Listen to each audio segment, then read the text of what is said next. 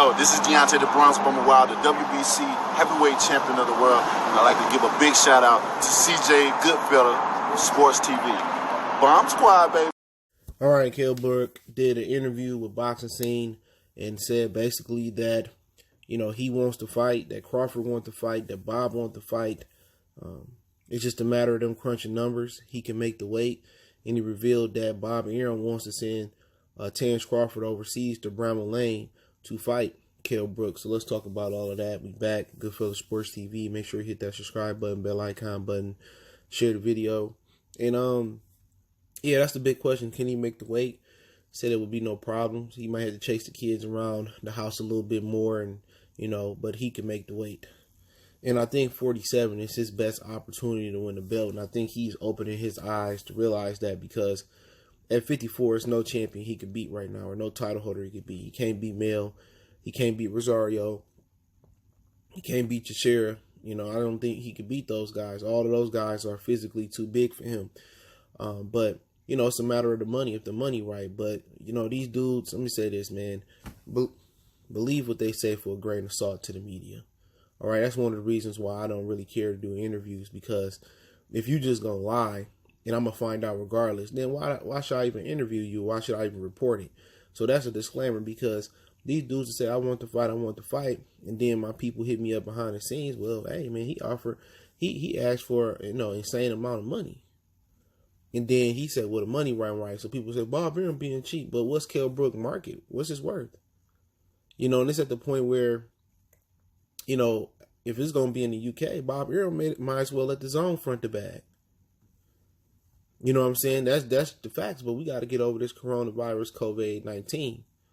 You know, that they talking about a year, it could be a couple months. We don't know what's going to happen with it. So a lot of this boxing talk is contingent on, you know, what happens with the virus. But at the same time, boxing should be better, because the budget hadn't been used for March. It probably won't be used for April, and it probably won't be used for May. So a lot of boxing companies got a lot of capital built up. You know, you're going to see a lot of monster cards, because they got to squeeze in their fighters, and everybody got to get paid. So you're going to see ratings spike. Watch what I tell you. If they do it right and they put all these cards together, these big name fights on one card, they're going to see that's the way. You know, the first bout on the televised portion of a card is just as important as the main event. Because if your first fight is garbage, people going to turn away and probably not turn back. They're going to probably watch a movie, go out or, you know, get something to eat or go to the movies. But if that first fight pulls them in, it's engaging, then you got a second fight that's engaging, then your ratings is going to spike all the way up. So that's the positive. So, you know, but a lot of these dudes get behind the scenes and they get the pricing themselves out. See, what people don't know, if you didn't listen to my channel or you didn't catch the videos, Crawford-Brook was offered a Jaime Munguia fight. He was offered a Jaime Munguia fight. And they made him the number one. They made him number one for like a week on the WBO, and he turned it down.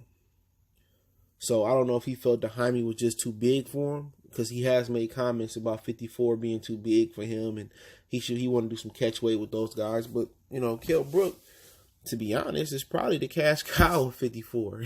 It might sound stupid, but Crawford-Brook is the most popular fighter at 54. Think about it. Everybody wanted to fight him. Tony Harrison just called him out. There's another guy that called him out as well too in the division. I think Jerry Hearn wanted to fight him. You know, he the easy money of the division. He got the most notoriety of anybody in that division. You know, based off what he done at 47, and that he's a ticket puller at 100. And you know, he's a ticket puller at home. You know, and you know, but these dudes get out here screaming, I want to fight. That's what he said the first time. And then he did an interview with World Boxing News saying that he wasn't ready yet. So he confused. You know, he don't know which way he want to go. But this is his best opportunity to get a title. It might be his best opportunity to get Amir Khan to fight him. Now, he told Bob Errol, like, I'm the guy to get the job done. I can beat him. Now, he got a lot of people that's, you know, Crawford naysayers that don't like Crawford that believe he can win. You know what I'm saying? And, you know, anybody could be right. Anybody could be wrong. Boxing is 50-50 type thing. But like I'm telling them, dog, you know, all these dudes that's pushing the narrative that, oh, Crawford-Brook could be his toughest fight, believing that just lets you know how much of a hater Derrick James is. All these dudes pushing that narrative and this, that, and the third. When he go in there and he get down, he pony down on Kell-Brook, and he beat the dog walking crap out of Kell-Brook. I don't want to hear nothing. I don't want to hear nothing but praise. Well, he was an older Kell-Brook. He wasn't the same that we fought Errol Spence. Well, anybody with a brain knew that. Okay? Anybody with a brain know that. But no, you said this dude was his toughest opponent. No, you said this dude was going to beat him or give him a run for money. Get this dude his credit after the fight. You know what I'm saying? And that's one thing that I don't respect about a lot of dudes on this media and this YouTube shit, man. Like, you go back to Canelo and Floyd. When people say, well, Canelo is too young, it's a young man's sport, he gonna beat Floyd, whoop-de-whoop, blah. Floyd go out there and don't drop around. Well, Canelo is too young. They start coming up with excuses. Nah, man, you can't be on wax. You can't be on record saying you picking this dude to beat Floyd and whoop-de-whoop. Same thing with Tyson Fury and Wilder, too. Oh, Fury don't got enough power in his hands to knock out Wilder, and he feather-fisted, and all Wilder needed is 12. Nah, man, I don't want to hear shit about no glove, bro. Give that man his credit. Give him his credit. If you want to talk about the farmer and the ped test he allegedly failed during the Wilder fight that may have been or may not have been swept up under the rug, hey, proceed. But no, give that motherfucker his credit, dog. Don't just be discrediting people and on the record you say Wilder's going to destroy him in 5 or 2 rounds. No, man, give him his credit. He got down on him, dog. They love to discredit dudes in boxing. Love.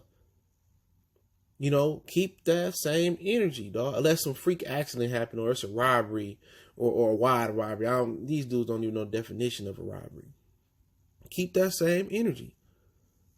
Us real ones know that Crawford was probably going to tear through Kell-Brook. You know what I'm saying? Kell-Brook ain't, you bringing him down in weight. You know what I'm saying? Kell-Brook got a really good one, too. You know what I'm saying? But Crawford got a really good everything. So it should be an interesting fight. But he goes on and said that Bob Arum approached him about happening in the UK. And Bob really trying to take his fighters on the OT. He trying to take them out of town, man. Trying to take them international and, let Eddie Hearn front the bill in. Let him front the bill. Crawford already went overseas and got a belt versus Ricky Burns. I think that's one of his lackluster performances, his career. That and the Klimoff fight was just boring. Most people talking about, what are you talking about? Yeah, because most people don't watch boxing back then. So, just looking at the whole situation, man, it's all about the money, according to Kell-Brook. Now, what is Kell-Brook, what does he want? He want an insane amount of money? It could be. He could be asking for, oh, baby girl, I'm getting worth it. He trying to get him with the stars, the moon, and everything else. That could be the situation. Really could be, but we have to wait and see what. But Eddie Hearn, like I said the other day, Eddie Hearn is talking about Liam Smith, and that's money for him because whoever win, he wanted to make the in-house fight. But Liam Smith is gonna get you a title shot versus Brian Carlos Castanos or Teixeira.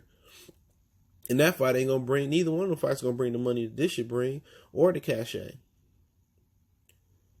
So, I mean, I don't care if he fight Liam Smith. If Crawford don't get Kell-Brook, then I don't know who he gonna fight. But then again, he may only need to fight one time this year because of the coronavirus. So, like I said, a lot of dudes, sitting around wasting their career, not fighting the best anyway. But if this is the best available opponent for him, so be it. And I'll bring it up again.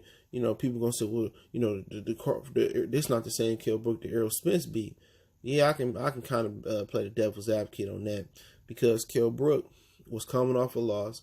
He came down 13 pounds, 2 weight classes. He was coming off a broken eye injury, and he didn't have a tune-up.